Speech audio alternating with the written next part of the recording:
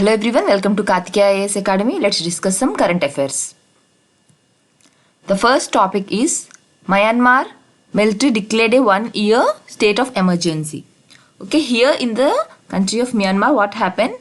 The military detained the diplomats or the politicians who are ruling that country. Okay, ఇప్పుడు present ఎవరైతే ruling party members ఉన్నారో వాళ్ళు arrest చేశారు. ఎక్కడ? In Myanmar.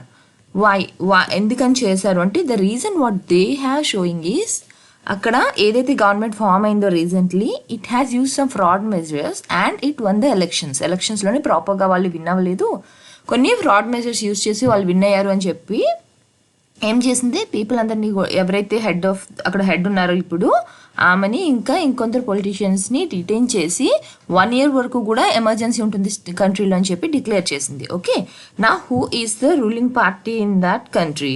It is National League for Democracy. Okay, National League for Democracy party తాలూకా head చూడండిగో Aung San Suu Kyi, this is her name. తనని ఇంకా few other people, important people in her party వాళ్ళని detain చేశారు. Okay, ఎక్కడ చేశారు? ఇది మయన్మార్లోని వాళ్ళ మిలిటరీ చేశారు. అయితే ఏంటి అసలు యాక్చువల్గా దీనికి ఉన్న హిస్టరీ ఏంటి అంటే రీసెంట్గానే మనకి మియాన్మార్లోని డెమోక్రసీ అనేది వచ్చింది. Early it was not democratic country, it was ruled completely by the military, it was completely under the control of the military for decades, nearly for 5 decades it was under the control of the military. Okay, and ఇప్పుడు ఎవరైతే నేను mention చేశానో ఆంగ్ San Suu Kyi అని, ఈమె ఎంతో like by fighting she got this democracy and it was even partial democracy, it was not like fully democratic country. Okay, after fighting for nearly 2 decades, okay, fighting for 2 decades, then she was able to bring some change, she was able to bring some transition in the country, and then they got partial democracy in the last 5 years. Okay, last term elections జరిగినప్పుడు వీళ్ళే win అయ్యారు, and then this democracy started in the country and it was even partial and it was not complete. But why the military is having so much power there? Because the country, the military in the Myanmar, it is being backed by, being supported by the Chinese Communist Party. Okay, అయితే ఏంటి అక్కడ ఉన్న military ఎవరైతే ఉన్నారో వాళ్ళకి అక్కడ Chinese communist party తాలూకా support అన్నది ఉంది. ఓకే, వీళ్ళని ఏమని చెప్పి అరెస్ట్ చేశారు, వీళ్ళు ఎలక్షన్స్లోని ప్రాపర్గా విన్ అవ్వలేదు, they have use some false measures, so fraud measures ఏవో యూజ్ చేసి వీళ్ళు విన్ అయ్యారు, that's why we're detaining them and they will be a like emergency first 1 year అని చెప్పేసి వాళ్ళు చెప్పారు. Next, India US express concern how we have reacted to this situation. Okay, India ఏం చెప్పిందంటే we would like to have democracy in the country. Okay, we're close to the country, as you all know it's a neighbour. Okay, so we're watching what's happening there. అయితే మాకు ఇక్కడ democracy రావాలి, మళ్ళీ తిరిగి democratic కంట్రీగానే ఉండాలని చెప్పి we are wishing అని చెప్పి చెప్పారు. ఓకే, అండ్ ఈవెన్ యుఎస్ కూడా ఓకే అక్కడ ఉన్న ప్రెసిడెంట్కి ఇన్ఫర్మేషన్ వెళ్ళింది about what's happening in this country and everything. He even said that you have to release the people who are detained, ఎవరినైతే అరెస్ట్ చేస్తారో వాళ్ళందరినీ కూడా విడిచిపెట్టాలి, this is not proper way అని చెప్పి యుఎస్ వాళ్ళు కూడా చెప్పారు. ఓకే, నెక్స్ట్ ఇంకా ఎవరు ఏం చెప్పారు అంటే యునైటెడ్ నేషన్స్ వారు. ఓకే, యునైటెడ్ నేషన్స్ వాళ్ళు కూడా ఏం చెప్పారు, even they condemned the detention of Suu Kyi and other political leaders. ఆమెని ఇంకా మిగతా లీడర్స్ని అరెస్ట్ చేయడం కరెక్ట్ కాదు అని చెప్పేసి యునైటెడ్ నేషన్స్ వాళ్ళు కూడా చెప్పారు. ఓకే, ఎవరెవరు చెప్పారు? మన ఇండియా, యుఎస్. ఓకే, మన ఇండియా విషయానికి వస్తే what they have said that they have expressed the concerns over the developments in Myanmar and urged that the rule of law must be upheld. Okay, డెమోక్రటిక్గా వెళ్తేనే ఏ country అయినా సరే progress అవుతుంది అని మన feeling, because we're a democratic country and we know what are the benefits when a country is democratic and how well it can go forward. అదంతా కూడా మనకు తెలుసు being a democratic country, so they wish to have democracy in the country. Next thing, ఎప్పటి నుంచి ఇక్కడ general elections అన్నో జరుగుతున్నాయి మియాన్మార్లో అంటే this is the second general poll. Okay, ప్రీవియస్గా ఏదైతే జరిగిందో అప్పుడు వాళ్ళే విన్ అయ్యారు అండ్ దే వర్ రూలింగ్. ఈ సెకండ్ టైం వాళ్ళు విన్ అయినప్పుడు they have won through the false measures అని చెప్పేసి ఇలా వచ్చి వాళ్ళని మళ్ళీ డిటైన్ చేయడం అనేది జరిగింది. ఓకే, ఎప్పటి నుంచి ఉంది? 2011 నుంచి మాత్రమే ఉంది, 2011లోని జరిగింది ఒకసారి మళ్ళీ. This was the second general polls. Okay, next 2011తోనే వాళ్ళకి మిలిటరీ రూల్ అనేది ఎండ్ అయింది. Next topic is Mars Gale crater. Mars అన్నది ప్లానెట్ అండ్ గేల్ క్రేటర్. అంటే క్రేటర్ అంటే ఏంటి అంటే ఇప్పుడు ఏదైనా ఒక ప్లానెట్ ఉన్నప్పుడు ఏదైనా ఆస్ట్రాయిడ్ కానివ్వండి లేకపోతే ఏదైనా ఒక వేరే సెలెస్టియల్ బాడీతో కొలైడ్ అవుతున్నప్పుడు ఇక్కడ హోల్ అనేది ఫామ్ అవుతుంది. అంటే ఏంటి, ఇలా డిప్రెషన్ అన్నది ఫామ్ అవుతుంది. అంటే ఒక లైక్ హోల్ అంటే ఒక కొంచెం డిప్రెషన్ అంటే ఒక లోతు లాగా. ఓకే, అయితే దీన్ని ఏమంటారంటే క్రేటర్ అంటారు. ఇలాగా మన ప్లానెట్ మీద కూడా ఉన్నాయి, ఇలా ప్లానెట్స్ మీద ఇలా ఫామ్ అయితే వీటిని క్రేటర్స్ అని చెప్పి అంటారు. మన మూన్ ఏదైతే ఉంటుందో మూన్ మీద మనకి కనిపిస్తుంది కదా, మనం మచ్చలు అంటాం కదా, అవి మచ్చలు ఏం కాదు, those are craters. We can find n number of craters on moon. Okay, అయితే ఇలా మార్స్ మీద ఉన్న ఒక క్రేటర్ పేరు ఏంటి, గేల్. అయితే now what they are saying is this Gale is similar to our Iceland. మనది ఏదైతే ఐస్లాండ్ ఉంది కదా మనకి నార్త్ పోల్ దగ్గరలో, it is similar to that. Okay, ఎప్పుడు over 3 billion years ago, it use to be like ఆ Iceland అని చెప్పి చెప్తున్నారు.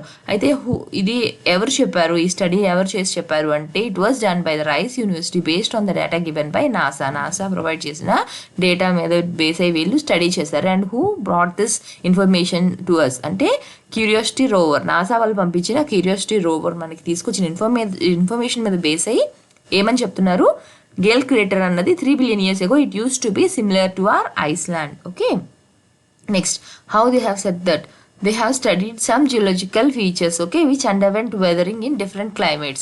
ఎర్త్ మీద ఉన్న క్లైమాటిక్ కండిషన్స్తో పోల్చుకుంటే, ఎర్త్ మీద ఉన్న ప్లేసెస్తో పోల్చుకుంటే మార్స్లో ఉన్న కొన్ని ప్లేసెస్లో కూడా వెదరింగ్ అన్నది జరిగింది. Based on all that how the geological features have changed అవన్నీ కూడా స్టడీ చేశారు. And this is the lake in the Gale crater. ఇప్పుడు లేదు, it was an ancient lake. Okay, there use to be a lake in that crater అని చెప్తున్నారు.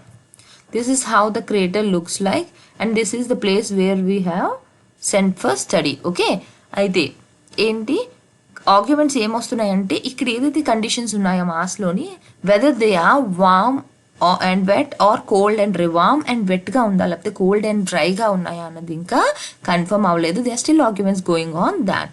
Okay, అయితే వాళ్ళకి ఏంటి షాకింగ్ రీసెర్చర్స్కి అంటే ఇక్కడ ఏవైతే ఉన్నాయో రాక్స్ ఏవైతే ఉన్నాయో వెరీ లిటిల్ వెదరింగ్. అంటే ఏంటి, పెద్దగా వెదర్ అవ్వలేదు. If we compare the same period of time, అదే 3 billion years ఎర్త్లో చూసుకుంటే we can find a lot of changes in the physical features, geological features.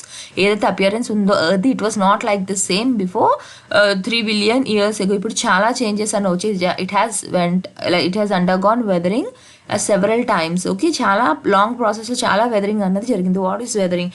If this is a rock material or a hill, ఇక్కడ నుంచి చిన్న చిన్న pieces ఫ్రాగ్మెంట్స్గా ఊడిపోతాయి. Weathering away of the rocks ఇలా చిన్న చిన్న పీసెస్గా. ఇప్పుడు ఇక్కడ ఇలా ఉంది అంటే now it will be like this because ఈ పీస్ అంతా కూడా వెదరింగ్ అయిపోయింది. Small fragments and they will form into sand. Okay, so ఇలా రాక్స్ ఏవైతే ఉన్నాయో అవి చిన్న చిన్న pieces. The weathering may be because of different reasons. It may be chemical, it may be biological, it may be mechanical. వెదరింగ్లో మళ్ళీ different process ఉన్నాయి. But ఎలా అయినా సరే ఎర్త్లో ఎంత ఫాస్ట్గా లేకపోతే ఎంత రేట్ ఆఫ్ ఇతోని వెదరింగ్ అన్నది జరుగుతుందో, when they have compared with the Mars there was no weathering. Okay, అంత ఎక్కువగా వెదరింగ్ అన్నది జరగలేదు, ఎంత పెద్ద చేంజెస్ ఏవీ లేవు అనమాట అక్కడ. Okay, so they come to some conclusion like the conditions definitely will not be warm over there. If there is warm condition then definitely అక్కడ వెదరింగ్ అనేది జరిగి ఉండాలి. బట్ అక్కడ చూస్తే when we are comparing to earth అక్కడ ఎక్కువగా మనకి weathering అనేది లేదు. So they are shocked why there is no much weathering even after 3 billion years. That is a very long period of time. అంత టైం అయిన తర్వాత కూడా అంతగా వెదరింగ్ అవ్వకపోవడానికి కారణాలు ఏంటో ఇంకా వాళ్ళకి తెలియదు. Next, see, this is the rover, Curiosity rover, which was sent. Okay, a study was published in scientific reports. It suggests that for about 4 billion years ago అక్కడ ఒక పెద్ద ఫ్లడ్ అనేది వచ్చింది and this washed away the Gale craters అని చెప్తున్నారు. Where is the Gale crater? It is on the Mars equator. Okay, what they are saying ఏం చెప్తున్నారు వాళ్ళు అక్కడ, there might be a flood of unimaginable magnitude. అంటే చాలా పెద్దగా ఒక ఫ్లడ్ అనేది వచ్చి ఉండొచ్చు which has washed away the Gale crater on Mars equator. Okay, so ఇంకా వాళ్ళు ఎలా చెప్తున్నారు ఇవన్నీ అంటే they have come to a conclusion based on the information which was brought by the Curiosity rover. Okay, అయితే జస్ట్ ఐస్లాండ్ ఒక్కదాన్నే study చేసి కంక్లూజన్కి వచ్చారంటే no, they have even studied some other places. They have even compared some other places on Earth with the planet. Those places are Idaho, Antarctica and even Hawaii. Okay, Hawaii Islands, Idaho and Antarctica అని కూడా study చేశారు. But after analysing the chemical and physical weathering samples ఏవైతే ఉన్నాయో అవన్నీ కూడా study చేసిన తర్వాత what they have concluded it Iceland and Idaho found to be close comparison. Okay, Idaho and Iceland మాత్రమే సిమిలర్గా ఉన్నాయి టు దాట్ గ్లేసియేటర్ అని చెప్తున్నారు. స్టడీ చేయడం అంటే ఇదాహో, అంటార్క్టికా, హవాయి కూడా స్టడీ చేశారు. But Iceland and Idaho are similar. Eppudu when we have studied the chemical and physical weathering process, the samples which were collected after studying them, then they have come to conclusion that it is similar to Iceland over 3 billion years ago. Next topic, Stardust 1.0. The first rocket to run on biofuel. Generally మనం అంతా కూడా commercial rockets ఏవైతే ఉంటాయో వాటిని ఎప్పుడు ఉండే traditional fuel ఏదైతే ఉంటుందో దాంతోనే we will be using. But here this is the first time a rocket is using biofuel to run. అయితే బయోఫ్యూయల్ అంటే ఏంటి? Biofuel is something which is made out of the plant products, completely plant products నుంచి ఏదైతే తయారు చేస్తారో they are even another type of biofuel. I will be explaining you in the next slide. Okay, అయితే biofuel అంటే generally ఏంటి, మనకి plant products నుంచి తయారు చేసిన దాన్ని బయోఫ్యూయల్ అని చెప్పి అంటారు. Okay, now on January 31st, Stardust 1.0 was launched, and it was launched from which place it was launched? Lowering Conference Center in Maine, US. It is in US. Okay, and this is the first time some commercial space launch is done using the biofuel. What you have to remember here, this is the first time it's happening. And what is the benefit of using this biofuel? It is like very safe to use and it doesn't harm the environment.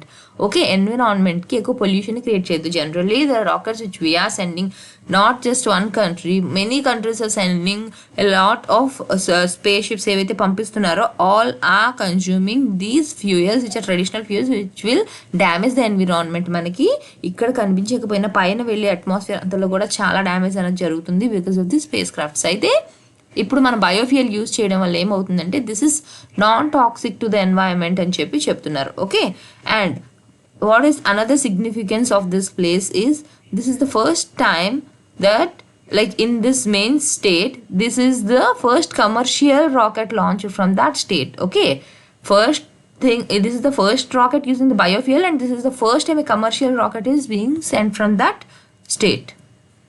Now what is Stardust? Stardust 1.0 అంటే ఏంటి అంటే this is a launch vehicle and this is best suitable for student and budget payloads. ఎవరైతే తక్కువ వెయిట్లో payloads పంపించాలి, తక్కువ బడ్జెట్లోనే అయిపోవాలి అనుకుంటే, లేకపోతే స్టూడెంట్స్ ఎవరైతే రీసెర్చ్ స్టడీ చేస్తుంటారో వాళ్ళు ఏమైనా పంపించాలి అనుకుంటే this is the best one. This is small and which carries less weight and even this is affordable for them. Okay, the size of the rocket is 20 feet tall and its mass is roughly 250 kgs. Okay, next payload అన్నది important. మనకి a rocket చూసుకున్నా దాని payload ఎంత అన్నది ఎక్కువగా గుర్తుపెట్టుకోవాలి. The payload mass of 8 kgs. What is the payload of this? That is 8 kgs and it can, and in the first time in its first launch it carried 3 payloads. What are those 3 payloads?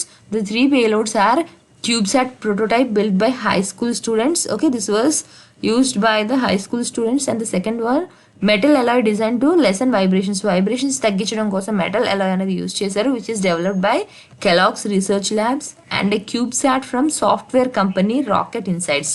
Okay, first cubesat ఏంటి? High school స్టూడెంట్స్ది. Second cubesat ఏంటి? Rocket Insight. What is cubesat? It is a very small satellite. Okay, అయితే ఏంటి ఇక్కడ మనకి 3 పేలోడ్స్ని పంపించారు and the payloads mass is 8 kgs.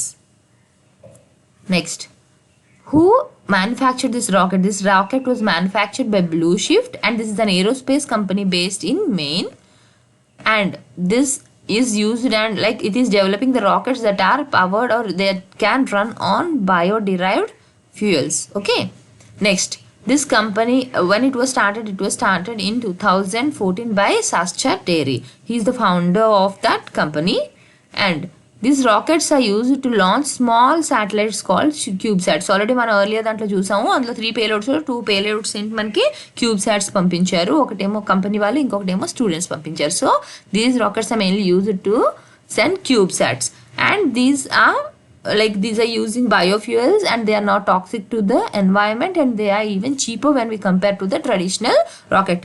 మామూలు ఫ్యూయల్స్ ఏవైతే రాకెట్స్ యూజ్ చేస్తారో వాటితో కంపేర్ చేస్తే బయోఫ్యూయల్స్ అనేవి కాస్ట్ చాలా తక్కువగా ఉంటుంది. So it's affordable for so like small ప్రాజెక్ట్స్కి ఇది ఎఫర్డబుల్. ఓకే, అయితే ఈ కంపెనీ ఇంకా లైక్ డెవలప్ చేసిన వేరేవి ఏంటి అంటే one is Stardust Gen, next Starless Rose and Red Dwarf. These are the projects of this company.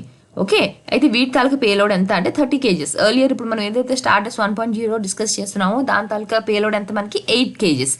ఇవి వీటి పేలోడ్ ఎంత 30 kgs. ఓకే, అయితే ఈ కంపెనీ కాకుండా ఇంకా ఏ కంపెనీస్ ఇదే సేమ్ వర్క్ చేస్తున్నాయి అంటే one of them is Amazon founder Jeff Bezos space company called Blue Origin. Okay, ఇలాంటి నేమ్స్ ఏవైతే ఉంటాయో you can write them in some notes and you can use them when you are writing about the same like biofuels కోసం ఇచ్చారు అంటే ఈ companies అన్ని use చేస్తూ you can write an essay and you can give the examples of the benefits which we have discussed now. And not just this, previous ఒక last 2 weeks నుంచి కూడా we have discussed many like small satellites, చిన్న customers కోసం కావాల్సినవి, తక్కువ payload ఉన్నవి, వాటి కోసం డిస్కస్ చేస్తున్నాం కదా. ఇలా ఏమైనా వస్తున్నవన్నీ కూడా యాడ్ చేసుకుంటూ వెళ్ళొచ్చు. So that at the end when you want to right essay on this, these examples will be very useful. Last మినిట్లో మీరు ఎగ్జాంపుల్స్ కోసం సర్చ్ చేయకుండా మీకు రెడీగా ఉంటాయన్నమాట. Okay, next this company in the last year it tested a rocket system called New Shepard. Okay, what is the rocket system? New Shepard. Next ఈ rocket system దేనికోసం అంటే it was meant to take tourist to space. చాలా మందికి కూడా అదొక passion ఉంటుంది కదా, they want to visit to space అని చెప్పి. It's not like completely going in to the other planet, but earth నుంచి కొన్ని కిలోమీటర్స్ పై వరకు కూడా వీళ్ళు తీసుకువెళ్తారనమాట. అయితే these flights to space over 100 kilometers above earth కంటే 100 kilometers అబోవ్, అండ్ కొన్ని పేలోడ్స్ కూడా తీసుకువెళ్ళడానికి వీటిని డిజైన్ చేశారు. మోస్ట్లీ ఏంటి దేనికి ఇది ఫర్ టూరిస్ట్. ఓకే, నెక్స్ట్ అయితే బయోఫ్యూయల్ మీద బేస్ అయింది అని చెప్పాం. What is actually biofuel? Biofuel అన్నవి ఏంటి అంటే they are obtain from the biomass. Okay, this is an example of biomass. And see here the biomass is converted into liquid fuels and they are used for transportation purposes. Okay, అయితే according to US government office energy efficiency and renewable energy, okay, this is the office of US. 2 types of biofuels use చేస్తారు కామన్గా అని చెప్పారు. What are those? Ethanol and biodiesel. Okay, these 2 are first generation of biofuel technology. Biofuel టెక్నాలజీలోని first use చేసినవి, first generation ఏంటి అంటే ethanol and biodiesel. It's not like తర్వాత ఇంకేమీ రావు ఇవి రెండు అని కాదు, డెవలప్మెంట్స్ జరుగుతున్నాయి, different types you may get, but the first things which were developed are ethanol and biodiesel. అయితే ఎథనాల్ అన్నది ఎలా తయారవుతుంది? This is renewable. అంటే ఏంటి, ఎంత యూజ్ చేస్తున్నా we can again get them, and they are made from different kinds of plant materials. Plant materials ఏవైతే ఉంటాయో వాటి నుంచి తయారైంది ఎథనాల్. బయోడీజిల్ ఏదైతే ఉందో it is from the animal fat. అంటే ఏంటి, ఎలా తయారవుతుంది? It is produced by combining alcohol with new and used vegetable oils. అంటే ఏంటి, కొత్త వెజిటబుల్ ఆయిల్ ఆర్ యూజ్ చేసిన వెజిటబుల్ ఆయిల్ అయినా యూజ్ చేసి adding the alcohol they will be preparing this biodiesel, or they can even add alcohol to animal fats or recycled cooking grease. Okay, వీటిని use చేసి వాళ్ళు బయోడీజిల్ని తయారు చేస్తారు. These 2 are 2 different types of biofuels which are non-toxic to the environment. Next topic is highlights of the union budget 2021. ఈ matter ఏదైతే ఉందో I have directly picked up from a news paper. They have given in a very well explain manner. దీన్ని మళ్ళీ నేను ఏమి కూడా trim చేయడం అదేం చేయలేదు. ఏదైతే ఎలా ఉందో I have just placed it that way because every point is important what I felt. ఇంక అందులో కూడా నేను మళ్ళీ కట్ చేస్తే మీకు ప్రాపర్గా అండర్స్టాండింగ్ ఉండదు. So I have just copied it and ఏదైతే నేను చెప్తున్నానో అది మాత్రమే యూనియన్ బడ్జెట్ కాదు, కరెంట్ అఫైర్స్ రిలేటెడ్గా ఎంతవరకు ఇంపార్టెంట్ అని ఉంటుందో I'm just suggesting you all that you have to again go through in your economy class. Okay, first topic is physical deficit. First మనం టర్మ్స్ తెలుసుకుందాం. ఓకే, యాక్చువల్గా అది ఏంటి తెలుసుకునే ముందు ఫస్ట్ టర్మ్స్ తెలుసుకుంటే there will be better understanding of that. Physical deficit అంటే ఏంటి అంటే ఫస్ట్ జనరల్ ఎక్స్ప్లెనేషన్ చెప్తాను. మన దగ్గర ఇప్పుడు 100 rupees ఉన్నాయి, బట్ మనం ఎక్స్పెండ్ చేసిందేమో 120 rupees. Okay, 100 rupees we have earned and we have expended 20 rupees. మనకి ఎంత డిఫరెన్స్ వచ్చేసింది? ఇప్పుడు 20 rupees డిఫరెన్స్ వచ్చేసింది. సో నేను బయట నుంచి ఒక 20 బారో చేసుకున్నాను, నాకు ఫుల్ఫిల్ అయిపోయింది. 120 నా ఎక్స్పెండిచర్, 120 నా దగ్గర ఉంది. బట్ ఈ 20 rupees నేను అందులో కలపకూడదు because that was not my earning. So ఇప్పుడు నాకు డెఫిసిట్ అనేది ఎంత వస్తుంది? 20 rupees డెఫిసిట్ వచ్చింది. ఓకే, ఇదే విధంగా ఇఫ్ యూ కన్సిడర్ ఆ country, the receipts and the expenditure, if you see the difference between the receipts and the expenditure, then the gap between them is the deficit. This is called as fiscal deficit. Even we will be borrowing from outside, we even have borrowings, but those borrowings cannot be counted into the receipts. అవి receipts లోకి రావు. Okay, so expenditure and receipts మధ్య ఏదైతే difference ఉందో ఆ difference అమౌంటే మనకి deficit amount. Okay, so ఇప్పుడు మనకి మొన్న బడ్జెట్లో చెప్తున్నప్పుడు ఏం చెప్పారు, there is a physical deficit at 9.5% of GDP for financial year 2021. అదే 2022కి ఎంత టార్గెట్ చేస్తున్నారు, 6.8. అంటే ఏంటి, ఇప్పుడు మనకి 9.5% ఉంది జీడిపిలో, అది నెక్స్ట్ ఇయర్కి 6.8కి తగ్గించాలి అని చెప్పి దే ఆర్ టార్గెటింగ్. అండ్ 2026కి ఎంత టార్గెట్ చేస్తున్నారు, 4.5% కంటే తక్కువ అవ్వాలి. ఫిజికల్ డెఫిసిట్ ఎంత తగ్గితే కంట్రీకి అంత మంచిది. సో అది 2026 కల్లా కూడా 4.5% కంటే తక్కువ చేయాలి అని చూస్తున్నారు. Okay, this is about fiscal deficit. Now what is capital expenditure? Capital expenditure అంటే ఏంటంటే the amount which I'm expending to buy capital. Okay, like ఏంటి, నేను అసెట్స్ కొనాలనుకుంటున్నాను. ఓకే, ల్యాండ్ కానివ్వండి ఏదైనా, I'm just first explaining in the general terms. లేదా నేను ఒక మెషినరీ ఏదైనా కొనాలనుకుంటున్నాను, I want to set up a organisation, I want to buy some machinery. ఆ మెషినరీకి నేను ఏదైతే ఖర్చు పెడుతున్నానో that is my capital expenditure. Building construct చేయడానికి నాకు ల్యాండ్ కావాలి, so I'm buying asset there, that is my capital expenditure. అలా ఏదైతే కంట్రీ తాలూకా క్యాపిటల్ ఎక్స్పెండిచర్స్ ఉంటాయో, okay, that is provided up to 34.5%. Okay, అంటే ఎంత, 5.54 lakh crore. And it said that it is giving 44,000 crore under the capital expenditure to department of economic affairs. ఎవరికి ఇస్తున్నారు, 44,000 crore department of economic అఫైర్స్కి ఇస్తున్నారు for the year financial year 2022. And if you see the capital expenditure in financial year 2021, it is 4.39 lakh crore. Okay.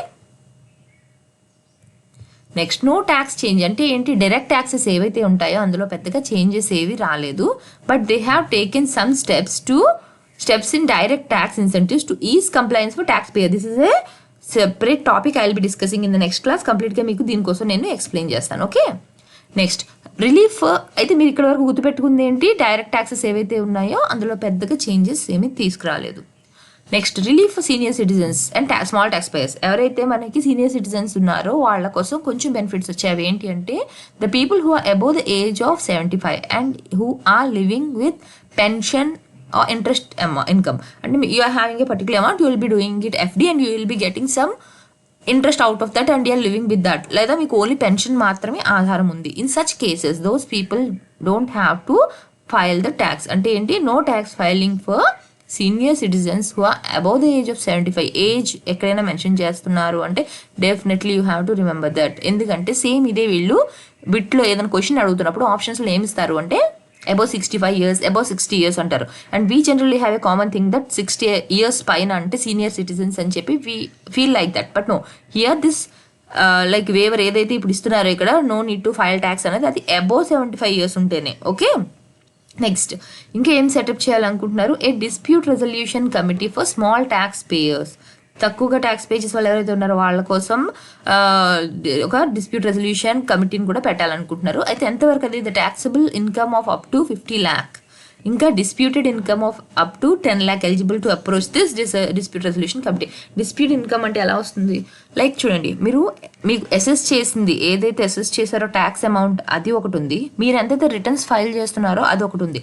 The difference between these, the amount which is assessed and the amount which is return filed, ఆ రెండు. Okay, మీరు ఎంతైతే returns file చేశారో అది యాక్చువల్గా assess చేసిన amount, వీటి మధ్యన ఉన్న డిఫరెన్స్ ఏదైతే ఉందో అది మనకి డిస్ప్యూటెడ్ ఇన్కమ్లోకి వెళ్తుంది. నాకు ఎంతైతే వాళ్ళు అసెస్ చేశారో అది 10 lakhs ఉంది, నేను ఎంతైతే రిటర్న్స్ ఫైల్ చేశానో అది 5 lakhs ఉంది. అయితే గ్యాప్ డిఫరెన్స్ ఎంత వచ్చింది, నాకు 5 lakhs. This 5 lakh will go under the disputed income. Okay, next fuel and liquor cess. Agri infrastructure and development cess. ఇది ఇప్పుడు ఒక సెస్ ఏంటది, దాని పేరు agri infrastructure and development cess. ఇవి ఎలాంటి ప్రోడక్ట్స్ మీద వేస్తారంటే ఈ సెస్ని ఫ్యూయల్ అండ్ లిక్కర్ మీద వేస్తారు.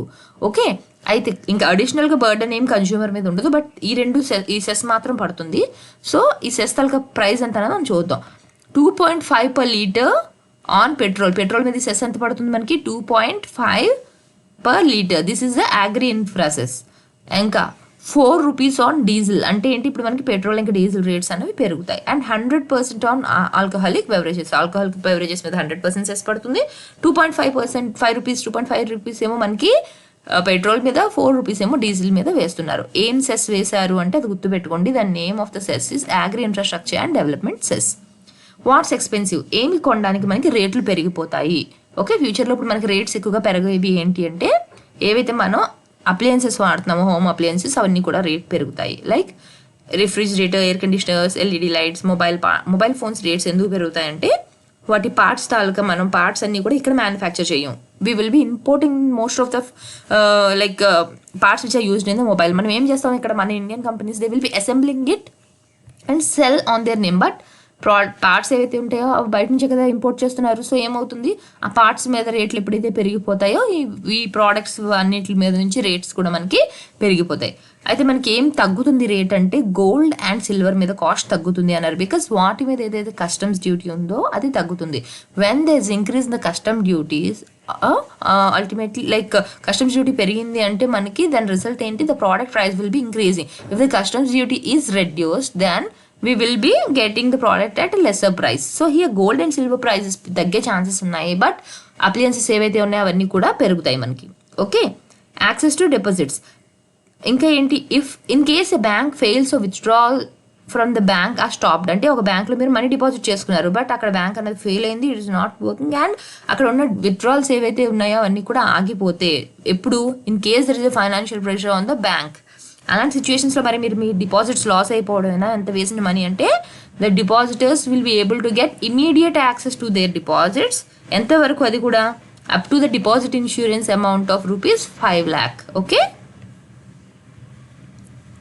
Next faceless resolution. ఫస్ట్ ఒక వర్డ్ ఏంటి మీనింగ్ మనం చూద్దాం, దాని తర్వాత దీని గురించి వెళ్దాం. ఫేస్లెస్ అంటే ఏంటి అంటే, if I'm going to resolve your case, okay, then you will not be seeing my face, I will not be seeing your face. అంటే మనం ఫేస్ టు ఫేస్ మీట్ అయ్యేది ఇక్కడ ఏమీ లేదు, but I'm resolving your problem. Here a faceless dispute resolution committee for individual taxpayers. Okay, individual tax పేయర్స్కి ఒక dispute resolution committee అనేది పెట్టారు. That is faceless. అంటే ఏంటి, ఏదైతే ఉంటుందో ఎస్ఎస్ చేయడం అదంతా కూడా ఆన్లైన్లోనే జరుగుతుంది. ఓకే, నువ్వు ఆన్లైన్లోనే అప్రోచ్ అవుతావు and resolution will be made online. Okay, ఏదైతే రెజల్యూషన్ జరుగుతుందో అది కూడా ఆన్లైన్లోనే జరుగుతుంది. Here the two people are not meeting each other face to face. This is a faceless resolution. Okay, దేనికోసం ఇది, this committee is for individual taxpayers making income tax appellate tribunal faceless and constituting the dispute resolution committee for small tax payers. ఎవరి కోసం ఇది, for small tax payers ఎవరైతే ఉంటారో దానికి సంబంధించి ఏదైనా డిస్ప్యూట్స్ ఉంటే అవి రిజాల్వ్ చేయడానికి they have setup A faceless resolution. Okay, next Atmanirbhar Bharat. Atmanirbhar అంటే ఏంటి, సెల్ఫ్, మన మీద మనమే డిపెండ్ అవ్వడం, మనకి ఏం కావాలో మన నీడ్స్ని మనమే ఫుల్ఫిల్ చేసుకోవడం. అయితే దానికి 6 pillars ప్రపోజ్ చేశారు టు స్ట్రెంథన్ దిస్ విజన్. ఏంటవి, health and wellbeing, capital and infrastructure, inclusive development. Inclusive development అంటే ఏంటంటే, మీతో పాటు పక్కన ఉన్న వాటిని కూడా డెవలప్ అవడం. It's not like a single sector is developing, a single section of the society is developing. All the sections of the society have to develop together. అప్పుడు దాన్ని ఇంక్లూజివ్ డెవలప్మెంట్ అంటాం. ఒక పర్టికులర్ ఫీల్డ్, ఒక particular sector, ఒక particular అలాగే develop అవడం కాదు. Okay, next reinvigorating human capital, innovation and R&D, and minimum government and maximum governance. అంటే ఏంటి, గవర్నమెంట్ ఎక్కువ కనిపించి గవర్నెన్స్ తక్కువ ఉండకూడదు, గవర్నెన్స్ ఎక్కువ జరగాలి. గవర్నమెంట్ తాలూకా ఏదైతే ఇన్ఫ్లుయెన్స్ కానీ ఉంటుందో వాటి ప్రెజెన్స్ అన్నది తక్కువ కనిపించాలి, వాళ్ళు చేసే గవర్నెన్స్ అన్నది ఎక్కువగా ఉండాలి. Next subtle message, by announcing 1000 more agriculture product marketing committee, APMC. అంటే ఏంటి, అగ్రికల్చర్ ప్రోడక్ట్ మార్కెటింగ్ కమిటీస్. దీనికోసం లాస్ట్ క్లాస్లో కూడా నేను డిస్కస్ చేశాను మీకు. అగ్రికల్చర్ కోసం చెప్తున్నప్పుడు ఏంటి, ఏవైతే ఇవి మామూలుగా మనకి ఫార్మర్స్ అండ్ కస్టమర్స్కి మధ్యన ఇంటర్మీడియరీస్ ఎవరైతే ఉన్నారో they are getting the benefit and the farmers and the customers are getting loss. So ఈ వీటిని తగ్గించడం కోసం మనకి ఈ మార్కెటింగ్ కమిటీస్ని పెట్టారు ఎవ్రీ స్టేట్లోని. ఓకే, అయితే they will be deciding the price of the product and all. అయితే ఇప్పుడు ఏమిటంటున్నారు, people like farmers are feeling like ఇవి తీసేస్తే మాకు ప్రాబ్లం అవుతుంది, ఇవి ఉండాలి అని చెప్పి దే ఆర్ స్టేటింగ్. అయితే ఇప్పుడు వీళ్ళు ఇందులో చెప్తున్న మెసేజ్ ఏంటంటే, Have announced that 1,000 more agriculture product marketing committees or mandis will be linked to e-national agriculture market. E-national agriculture market ని వాటిని లింక్ చేస్తున్నాము. By this they want to tell to the farmers that they have no intention of dismantling an established APMC system. APMC system ని తీసేసే ఉద్దేశం మాకేమీ లేదు. This is the message they want to pass to the farmers. Next, shot in the arm for healthcare. Okay, health కేర్కి సంబంధించి ఏదైతే ఉందో దానికి ఎంత అలొకేషన్ చేశారో చూద్దాం. Here the area of focus is preventive and curative health care. అంటే ఏంటి, ఓన్లీ ఏదో డిసీజ్ వస్తే దాని ట్రీట్మెంట్ ఇవ్వడం మాత్రమే కాకుండా రాకుండా ప్రివెంటివ్ మెజర్స్ కూడా తీసుకోవాలి. Like see when this pandemic ఆ country was not ready to face it. దాన్ని ప్రివెంట్ చేయడానికి కూడా we have no measures for that. So ఇప్పుడు ప్రివెంట్ చేయడానికి, క్యూర్ చేయడానికి రెండింటికి కూడా వాళ్ళు ఫోకస్ చేస్తున్నారు. And what is the budget this time? 2,23,846 crore. This is a very huge amount as compared to the last years. There is an increase of 137%. 20%, 30% increase కాదు, పూర్తిగా 137% increase అయింది previous budget కంటే. What was the amount which was allocated in the previous budget? It was just 35,000 crore. Okay. So year anta 2,23,846 crore they have allocated for this, for the preventive and curative health care. Next, monetizing. Sorry, this was not the previous budget. 35,000 crore has been budgeted for COVID-19 vaccination expenditure in financial year. Okay, last year తో compare చేస్తే ఈ year ఎంత పెంచారు మనకి, 137% పెంచారు. Okay, and this amount is for the vaccination expenditure in financial year. Next, monetising land. Okay, దీని కూడా word meaning ఏంటో చూద్దాం. మానిటైజింగ్ ల్యాండ్ అంటే ఏంటంటే unlocking the assets which we're having. ఇప్పుడు ఒక కంపెనీ ఉంది, దానికి చాలా ల్యాండ్స్ ఉన్నాయి surplus, but they are of no use, it's not using. అలాంటప్పుడు వాటిని అన్లాక్ చేసి they will be monetising it, ఆ ల్యాండ్ని మనీగా కన్వర్ట్ చేసుకోవడం. ఓకే, అయితే here budget 2021 gave a renewed push to disinvestment and asset monetisation. Assets ఏవైతే ఉన్నాయో వాటిని మానిటైజ్ చేయడానికి, గవర్నమెంట్కి సంబంధించిన చాలా అసెట్స్ ఉంటాయి కదా, వాటిని మానిటైజ్ చేయడానికి చూస్తున్నారు. For which reason? For capital creation. As I have told you, మనకి ఎప్పుడైతే క్యాపిటల్ తక్కువ అవుతుందో then they use to take such steps. Okay, and they will be using SPV will be launched to carry out this activity. అంటే ఇది special purpose vehicle. Special purpose vehicle అంటే ఇప్పుడు జనరల్గా ఒక ఆర్గనైజేషన్ ఉంది, దాని తాలూకా లీగల్ ఎంటిటీగా వర్క్ చేయడం కోసం ఒక స్పెషల్ పర్పస్ వెహికల్ని వాళ్ళు పెట్టుకుంటారు. ఓకే, అంటే స్పెసిఫిక్గా ఆ పర్పస్ కోసమే అది వర్క్ చేస్తుంది. అదేవిధంగా for this purpose they are going to they'll be launching a special purpose vehicle to carry out this activity for this monetizing of land. Next, deep ocean mission. ఈ deep ocean mission కోసం మనం ఫర్దర్గా చూద్దాం. And for this also they have allocated 4,000 crore. Okay, for the next 4 years. Next 4 years కింద allocate చేశారంటే definitely they will B carrying out some activities. అవన్నీ న్యూస్లో వస్తున్నప్పుడు వాటి కోసం మనం డిస్కస్ చేద్దాం. Next, big borrowing. ఆల్రెడీ నేను ఏం చెప్పాను, మనకి ఎంతైతే వేసుకుంటాం బడ్జెట్ దానికంటే కూడా మన ఎక్స్పెండిచర్ పెరుగుతున్నప్పుడు definitely we need to borrow some amount. చేయకుండా అయితే ఆపేయలేం కదా, we have to meet our needs. For that reason they are borrowing some amount. ఎంత బారో చేస్తున్నారు అంటే, in the remaining 2 months they have said that they are going to borrow 80,000 crore rupees. Okay, in the to meet the needs of financial year 2021. And 2022 కోసం వాళ్ళు ఎంత borrow చేస్తున్నారంటే 12 lakh crore. See here it is 80,000 crore and here they are going to borrow 12 lakh crore. Next, LIC and IPO. ఇవి రెండు కూడా public sector units, అంటే గవర్నమెంట్వి, we know that. And వీటిని ఏం చేస్తున్నారంటే ఇప్పుడు ప్రైవేటైజ్ చేయాలి అని అనుకుంటున్నారు. This is not like over night decision, లేకపోతే ఈ ఇయర్ బడ్జెట్ ముందు తీసుకున్న డెసిషన్ కాదు, ఇది ఎన్నో సంవత్సరాలు బట్టి అనుకుంటుంది. So now they are planning to privatise these two public sector units. Okay, and 1 general company, two public sector banks and 1 general insurance company in financial year 2022.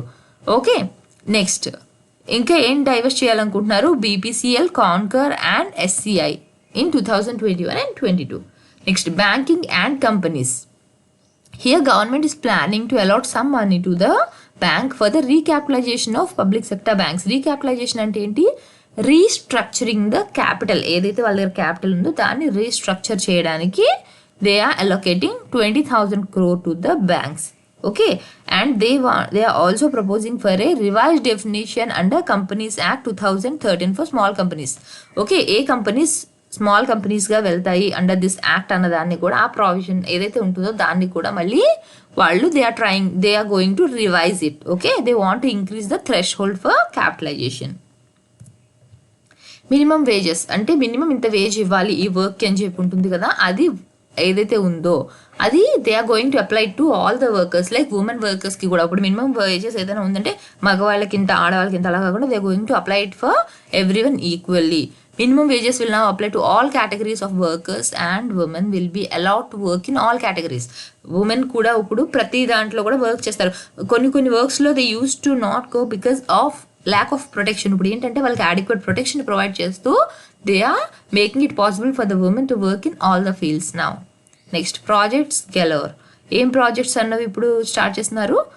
Project of building 8,500 kilometers of highways will be awarded by March 2022. See here you have to remember one thing. ఇప్పుడు 8,500 kilometers highway అన్నారంటే it's not like they will be able to complete it by the end of this budget. కంప్లీట్గా ఇది అయిపోతుంది అని లేదు. లేదా why some project will be delayed I'm telling you one thing.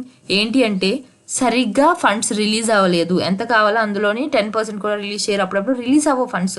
అలాంటి టైంలో కూడా వర్క్ ఆగిపోతుంది. And the second thing is all the fund which is given is exhausted. ఎంతైతే ఫండ్ ఉందో అదంతా యూజ్ అయిపోతుంది కానీ వర్క్ ఇంకా కంప్లీట్ అవ్వదు. ఫస్ట్ థింగ్లో ఫండ్స్ రిలీజ్ అవ్వవు, సెకండ్ థింగ్లోని ఫండ్స్ అంతా ఖర్చు అయిపోతాయి కానీ ఇంకా ప్రాజెక్ట్ కంప్లీట్ అవ్వదు. That is the main reason why most of the projects are delayed. Or అంటే కొన్ని ప్రాజెక్ట్స్ ఎలా ఉంటాయంటే ఈవెన్ ఒక డెకేడ్ అయిపోయినా అవి కంప్లీట్ అవ్వవు అనమాట. These are the reasons. అయితే ఇక్కడ ప్రాజెక్ట్కి ఏమి ఇచ్చారు? 8,500 kilometers ఆఫ్ హైవేస్ అన్నవి కన్స్ట్రక్ట్ చేయడానికి. Okay, next it also set that West Bengal will see highway projects worth rupees 25,000 crore. 25,000 worth crore highway project అనేది ఎక్కడ స్టార్ట్ చేస్తున్నారు? వెస్ట్ బెంగాల్లోని. ఓకే, ఈ పేరు గుర్తుపెట్టుకోండి. ఇలా పర్టికులర్ ఒకటే స్టేట్ మెన్షన్ చేసినప్పుడు you have to remember that. జనరల్గా మనం ఏంటి హైవే అనగానే we will not expect west Bengal in the options.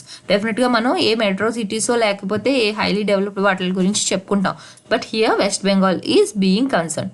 Next cell phone parts. ఇందాక ఆల్రెడీ నేను మీకు చెప్పాను సెల్ ఫోన్ పార్ట్స్ ఏవైతే ఉంటాయో will be importing them from other countries. So నా customs duties raised on that product. So మనకి mobile cost అనేది పెరుగుతుంది. ఎంత పెరుగుతుంది అన్నది it's not clear. We have to know that yet. Okay, అయితే చూడండి ఎంత పెంచారంటే ఛార్జెస్, బ్యాటరీస్వి, మొబైల్ ఫోన్స్వి వాటివి 0 to 2.5 అంటే 0 నుంచి 2.5% పెరిగింది ఇన్ ద ఇయర్ 2021 to 2022. ఎంత పెంచారు? 2.5% పెంచారు. Next textile parks. ఎప్పుడైనా ఏదైనా కరెంట్ అఫైర్స్ చదువుతున్నప్పుడు ఏదైనా వర్డ్ పార్క్ అన్నది వచ్చింది అంటే అది డెఫినెట్గా గుర్తుపెట్టుకోండి. అలాంటివి అడిగే ఛాన్సెస్ ఉన్నాయి. ఇప్పటికీ కూడా చాలాసార్లు క్వశ్చన్స్లో ఇలాంటివి అడిగారు. Direct question, it's not like any of the two, any of the one అలా ఆప్షన్స్ కూడా కాదు. డైరెక్ట్గా క్వశ్చన్స్ అడిగే ఛాన్సెస్ కూడా ఉన్నాయి about this textile parks. Okay, tech park అని వస్తాయి, ఇలా డిఫరెంట్ పార్క్స్, హెల్త్ పార్క్ ఇలా వస్తూ ఉంటాయి. వీటి గురించి మనం తెలుసుకోవాలి. Here about the textile park, India will set up 7 textile parks over 3 years under the scheme. Which scheme అన్నది గుర్తుపెట్టుకోండి? Mega investment textile parks. Okay, next ఏంటి? These parks set up over 1,000 acres of land with world class infrastructure. ఇవన్నీ గుర్తుపెట్టుకోక్కర్లేదు కానీ main మీరు గుర్తుపెట్టుకోవాల్సింది ఏంటి అంటే ఎన్ని టెక్స్టైల్ పార్క్స్, దాని స్కీమ్ నేమ్ ఏంటి. Okay, and plug and play facilities and 683 crore production linked incentive. Okay, production linked incentive scheme for technical textiles and man-made fibers. This is again an important point which you have to remember. ఏంటి ఎవరికి ఇది ఇస్తున్నారు? మెయిన్గా technical టెక్స్టైల్స్కి and man made ఫైబర్స్కి. Okay, next amendments ఏమేమి చేశారు అంటే ఈ బిలో యాక్ట్స్ ఏవైతే ఉన్నాయో they want to consolidate them, అంతా కూడా గ్రూప్ చేయాలి, ఒకటిగా చేయాలని అనుకుంటున్నారు. What are there? SEBI Act, Depositories Act, Securities Contracts Regulation Act and Government Securities Act. ఈ 4 యాక్ట్స్ పేర్లు మీరు గుర్తుపెట్టుకోండి. ఓకే, వీటిని కన్సాలిడేట్ చేయాలి అని అనుకుంటున్నారు. And they want to amend some bring some changes in the insurance act. Insurance యాక్ట్లోని changes తేవాలనుకుంటున్నారు. వాట్ ఇస్ దాట్ అంటే ఎర్లియర్ ఎవరైనా ఫారెన్ డైరెక్ట్ ఇన్వెస్ట్మెంట్స్ చేయాలి అనుకుంటే 49% మాత్రమే, it was limited that above 49% you cannot invest in a company, but here now they are increased it to 74%. అంటే ఏంటి? బయట దేశాల వాళ్ళు ఎంతవరకు ఇన్వెస్ట్ చేయొచ్చు ఇక్కడ ఉన్న కంపెనీస్లో? 74%. This is regarding insurance. గుర్తుపెట్టుకోండి, అన్నింటిలోని this is not applicable. Insurance యాక్ట్లో దే హ్యావ్ మేడ్ చేంజెస్. ఇప్పటి వరకు 49% అలౌ చేసేవారు, 51% మన వాళ్ళ షేర్ ఉండేది. But now they can invest up to 74%. So దీనివల్ల ఏమవుతుంది? ఫారెన్ ఓనర్షిప్ అన్నది పెరుగుతుంది. నెక్స్ట్ రైల్వేస్కి ఎంత అలొకేట్ చేశారు? 1,10,055 crore. ఓకే, అయితే ఇందులోని 1.7 lakh crore ఏదైతే ఉందో దాని 07 lakh crore ఎంతైతే ఉందో అది క్యాపిటల్ ఎక్స్పెండిచర్ కింద for what eastern and western dedicated freight corridors అది ఎప్పటి నుంచి కమిషన్ చేస్తున్నారు June 2020 this is just factual data which you have to remember and they have even announced plans for east coast corridor, west coast corridor, north to south corridors. Okay, 100% electrification for broad gauge routes. Electrification another 100% undalani cheptunaru and it should be completed by December 2023 ani cheptunaru. This is completely factual data, just remember there is nothing to explain in this. Next, agricultural credit. Identa agricultural credit target enta chestunaru 16.5 lakh crore and they want to increase the provisions to rural infra development. Okay, అదంతా 40,000 crore చేస్తున్నారు. ముందు ఎంత ఉండేది అది 30,000 crore. Earlier it used to be 30,000 crore and దాన్ని ఇప్పుడు ఈ rural infra development fund ని 40,000 crore చేస్తున్నారు. Okay, and it says that it is committed for the welfare of farmers and example ఏం చెప్పారు వాళ్ళు 1.5 crore farmers benefited from the minimum support price MSP in paddy and wheat 2021లో ఏదైతే minimum support price ఇచ్చారో అందులో 1.5 crore farmers benefit అయ్యారు. So we're just committed for the welfare of the ఫార్మర్స్కి loss చేసే ఉద్దేశం ఏమి గవర్నమెంట్కి లేదు, we're just working for the welfare అని చెప్పి మెన్షన్ చేశారు. Okay, and it underline that 75,060 crore ఆ pay to farmers for wheat ఫార్మర్స్కి ఎంత పే చేశానంటున్నారు 75,060 crore. ఓకే, అదే లాస్ట్ ఇయర్ చూసుకుంటే 2020లో చూసుకుంటే they paid 62,802 but this year they have increase the amount అని చెప్పి చెప్తున్నారు and many of the farmers benefited అని చెప్పారు. నెక్స్ట్ పవర్ డిస్ట్రిబ్యూషన్లో ఏం చేస్తున్నారంటే they want to enable electricity connections portability by introducing competition in the power distribution స్పేస్లోని competition అన్నది ఇంక్రీజ్ చేసి దానివల్ల మనకి పోర్టబిలిటీ అనేది పెంచాలనుకుంటే పోర్టబిలిటీ అంటే connection like transfer from one place to another place ఏదైతే ఉంటుందో క్విక్ ట్రాన్స్ఫర్ అది పెంచడం కోసం అని చెప్పి మనకి కాంపిటీషన్ అనేది చేస్తున్నాం అని చెప్పారు. And kick start 3 lakh crore reform schemes. ఇంకా ఎన్ని schemes 3 lakh crore reform schemes అన్నది తీసుకొస్తున్నారు ఎవరికి ఇది స్టేట్ పవర్ డిస్ట్రిబ్యూషన్ కంపెనీస్కి.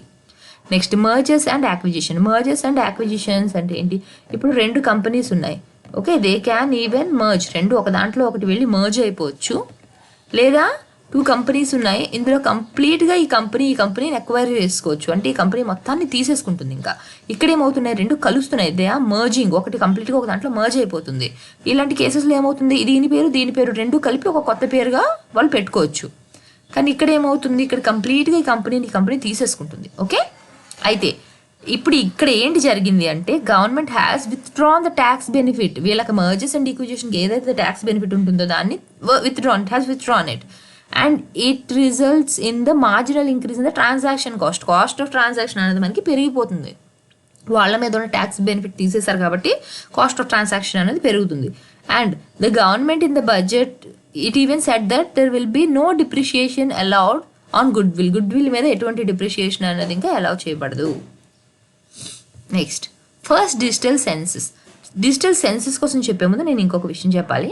జనరల్గా మనం ఎప్పుడైనా సరే ఎవ్రీ ఇయర్ మనకి ఏం జరుగుతుంది అంటే ఇలాగా బడ్జెట్ పెట్టే ముందు ఏమవుతుందంటే ఎవరైతే ఫినాన్స్ మినిస్టర్ ఉంటారో they will be holding a brief కేస్లో ఈ పేపర్స్ అన్ని బడ్జెట్ పేపర్స్ తీసుకొని వచ్చి they will be presenting there every year the same thing. ఏంటి, ఎవరైతే ఫినాన్స్ మినిస్టర్ ఉంటారో వాళ్ళు బడ్జెట్ని సూట్ కేసులో పట్టుకొని వచ్చి తీసుకొచ్చి పెడతారు.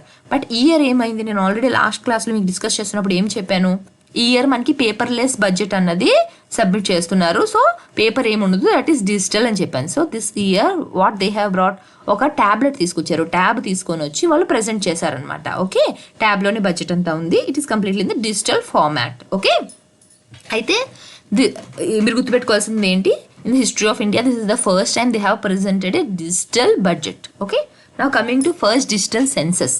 ఇప్పుడు మనకి లాస్ట్ సెన్సస్ ఎప్పుడైంది 2011లో అయింది కదా. అయితే ఇప్పుడు ఏదైతే సెన్సస్ అవ్వబోతుందో it will be digital census. అంటే ఏంటి, ఈసారి సెన్సస్ ఏదైతే తీసుకుంటున్నారో అది కూడా మనకి digital. Here again this is the first digital census, అంటే ఫస్ట్ టైం డిజిటల్ సెన్సస్ అనేది తీసుకుంటున్నారు. For this they have allocated 3,726 crores. Okay, for the first digital census. Next NRI boost. Government to notify rules to eliminate double tax. ఏదైతే ఎన్ఆర్ఐస్కి double tax ఉంటుందో on foreign retirement funds మీద ఏవైతే double tax ఉందో దాన్ని eliminate చేయడానికి చూస్తున్నారు for benefiting the NRIs. Tax holiday extended. First అసలు ట్యాక్స్ హాలిడే అంటే ఏంటో చూద్దాం. ట్యాక్స్ హాలిడే అంటే ఏంటి అంటే if you are given tax holiday you don't need to pay the tax by particular duration, particular time period వరకు tax pay చేయకూడదు. ఇది completely or a major portion of that. Okay, major portion of the tax you don't have to pay are you don't have to pay the complete tax. ఎప్పుడు వరకు? For a particular duration. It's not like whole life, 1 year అలా ఇస్తారనమాట. Okay, అయితే ఇప్పుడు ఏం చేసింది government is extending eligibility first while tax on home loan ఏదైతే ఉందో దానికి ఎలిజిబిలిటీని ఎక్స్టెండ్ చేస్తుందన్నమాట. Okay, it set that affordable housing projects can further avail tax holiday for 1 more year. ఇంకొక ఇయర్ వాళ్ళకి ట్యాక్స్ హాలిడే అన్నది తీసుకోవచ్చు. And it has proposed extension of tax holiday for startups. ఎవరైతే స్టార్ట్అప్స్ పెట్టారో వాళ్ళకు కూడా ఈ ట్యాక్స్ హాలిడే అన్నది ఇంకొక 1 year ఇస్తుంది. A tax exemption for relocating funds to IFSC కి ట్యాక్స్ ఫండ్స్ ని రిలోకేట్ చేయడానికి కూడా ట్యాక్స్ ఎగ్జంప్షన్ ఇస్తుంది. And even tax holiday for air craft leasing business in gift city. Air crafts leasing business ఏవైతే ఉంటాయో వాళ్ళకు కూడా ట్యాక్స్ హాలిడే అనేది ఇస్తుంది. So what you have to remember here is ఎవరెవరికి ట్యాక్స్ హాలిడే అనేది ఇస్తుంది అన్నది గుర్తుపెట్టుకోండి. Next, tax return files almost double. ఇప్పుడు మనం ట్యాక్స్ ఫైల్ చేస్తాం కదా, లైక్ నేను ట్యాక్స్ ఫైల్ చేశాను, ఇంకొక పర్సన్ ట్యాక్స్ ఫైల్ చేశారు, ఇలా ఎంతమంది ఫైల్ చేశారు ఆ నెంబర్ అన్నది ఇంక్రీజ్ అయింది అని చెప్తున్నారు. Earlier like in 2014 when it was counted it was 3.31 crore, but now in 2020 when they have counted the number of tax return filers is 6.48 crore. అంటే ఏంటి? ఆల్మోస్ట్ ఒక డబల్ అయినట్టే కదా. అంటే చూడండి, 3.31కి డబల్ అంటే ఎంత రావాలి మనకి? 6.62 రావాలి. బట్ హియర్ ఇట్ ఈస్ 6.48, అంటే ఆల్మోస్ట్ డబల్ అయింది అని చెప్పారు. నెక్స్ట్, 1 person కంపెనీస్ అంటే ఏంటి అంటే జనరల్ మీనింగ్ ఒకే పర్సన్ ఆ కంపెనీ యాక్టివిటీస్ అన్ని చూసుకుంటాడు, లేదా ఒక పర్సన్ ఇంకా కొందరు. అంటే ఏంటి? కంప్లీట్లీ ఒకే పర్సన్ నిలబెడుతుంది అనమాట. He's setting up and maintaining a company. Okay, now government plans to allow incorporation of 1 person companies with no restriction on paid up capital and turnover. Paid up capital turnover అది కూడా restrictions పెట్టకుండా it is encouraging 1 person companies. So ఇప్పుడు ఎవరు benefit అవుతారు దీనివల్ల? Non resident Indians ఎవరైతే NRIs ఉన్నారో they can start this 1 person companies in India. Next, Lokpal finances. Lokpal అంటే ఏంటి మనకి? who will be working on behalf of the public interest, మన కోసం ఫైట్ చేసేవాళ్ళు, for anti corruption and all that. అయితే వాళ్ళకి ఎంత అలొకేట్ చేసిందంట? 39.67 crore has been allocated for Lokpal for the next physical. Okay, అయితే ఇది దేనికోసం? ఇది ఏదైతే ఉందో it will be the provision for establishment and construction related to charged expenditure of the Lokpal. Charged expenditure అంటే I think you people know, charged expenditure ఉంటాయి, uncharged ఉంటాయి. ఏంటంటే మనకి ఒక దాంట్లో మనకి ఓట్ వేస్తే దాన్ని బట్టి we can draw the amount. Here charge ఏదైతే ఉందో ఇట్ ఈస్ నో ఓటబుల్ అనమాట. అంటే vote వేయక్కర్లేదు, directly they can take the amount. Next, 1 nation 1 ration card అంటే ఏంటి? ఇప్పుడు మనకి రేషన్ కార్డ్స్ ఉంటాయి కదా. If I'm in Andhra Pradesh I will be using my card only, like I will be able to use my card only in Andhra Pradesh. వేరే స్టేట్కి వెళ్ళి I cannot take the ration from that.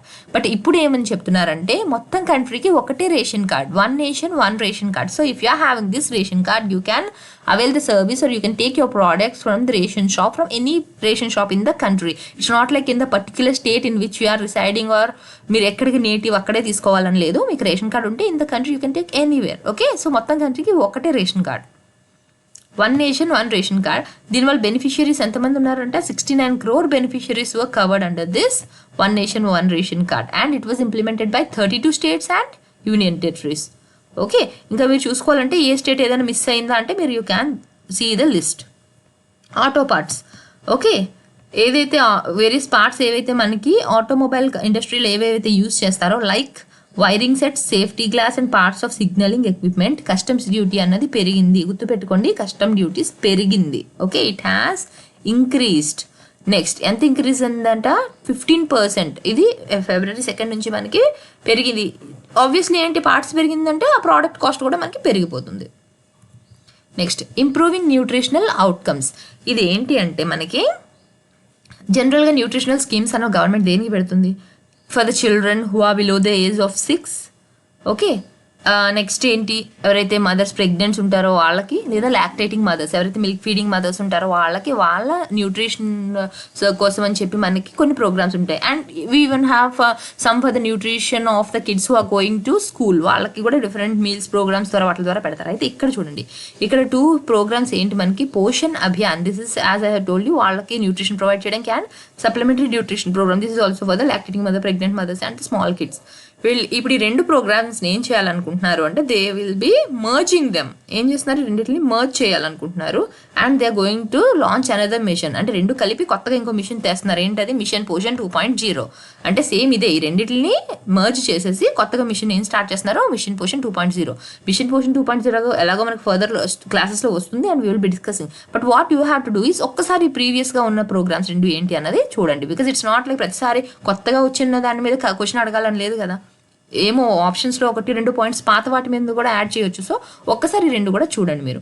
Okay, and for what purpose they have done it, it is to intensify the strategy to improve nutritional outcomes across 112 aspirational districts. Okay, మొత్తం nutritional outcomes అనేవి పెంచడం కోసం. Okay, thank you.